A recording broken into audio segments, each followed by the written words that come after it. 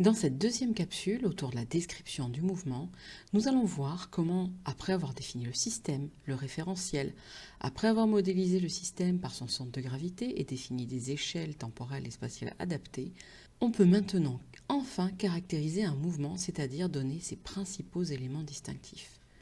Commençons par la trajectoire et sa définition à connaître. La trajectoire d'un point appartenant à un objet est une courbe orientée et qui indique le sens et la direction du mouvement. C'est-à-dire une courbe qui donne le sens de déplacement. Va-t-on de haut en bas ou de bas en haut, par exemple? Cette courbe traduit l'ensemble des positions occupées par le point au cours de son mouvement.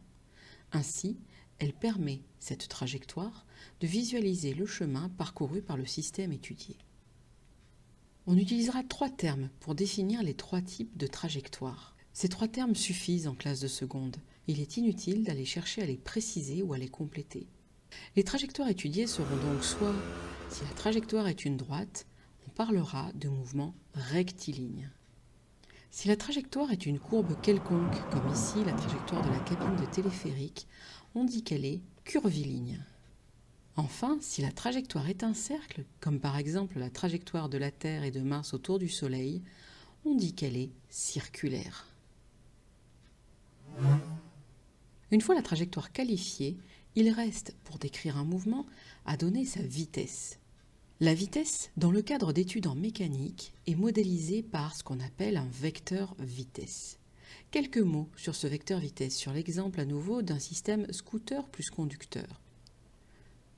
Ce système se déplace à une certaine vitesse, mais aussi de façon oblique, de bas en haut et de droite à gauche. Le vecteur vitesse est une indication graphique, une flèche qui va résumer toutes ces informations.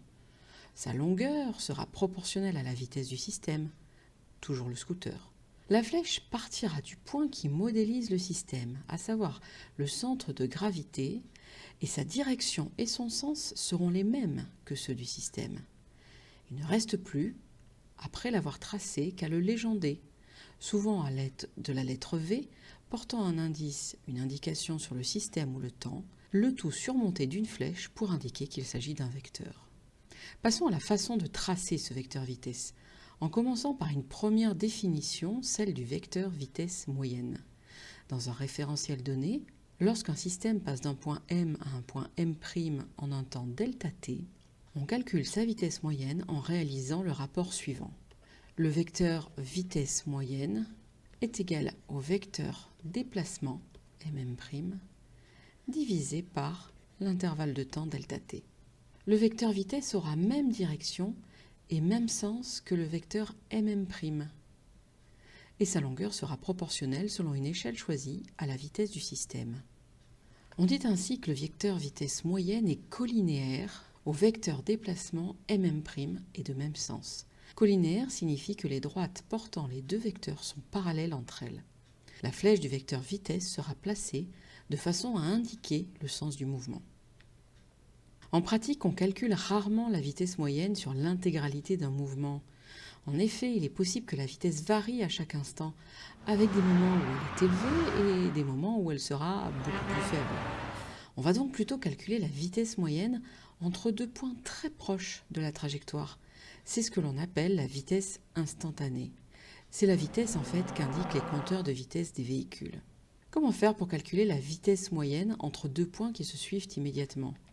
Reprenons l'exemple du scooter. Il suit cette fois une trajectoire rectiligne de gauche à droite. On enregistre sa position toutes les demi-secondes pour obtenir sa trajectoire dans le référentiel terrestre.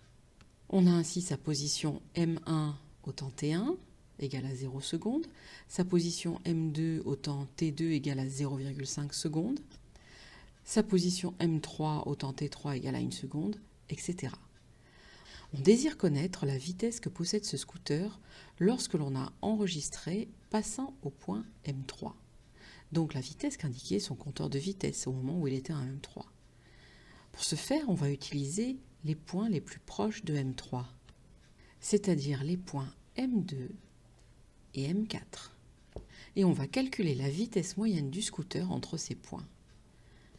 Cette vitesse V3 sera égale à la distance parcourue, c'est-à-dire la distance M2, M4, divisé par le temps qu'il a fallu pour aller de M2 à M4, c'est-à-dire T4 moins T2. Le tout sera surmonté d'une flèche pour indiquer que c'est un vecteur que l'on calcule.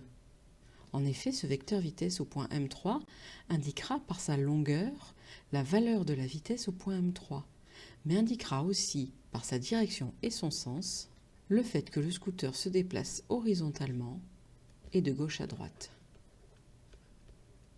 On en retire la formule générale de la vitesse moyenne en un point I quelconque d'une trajectoire.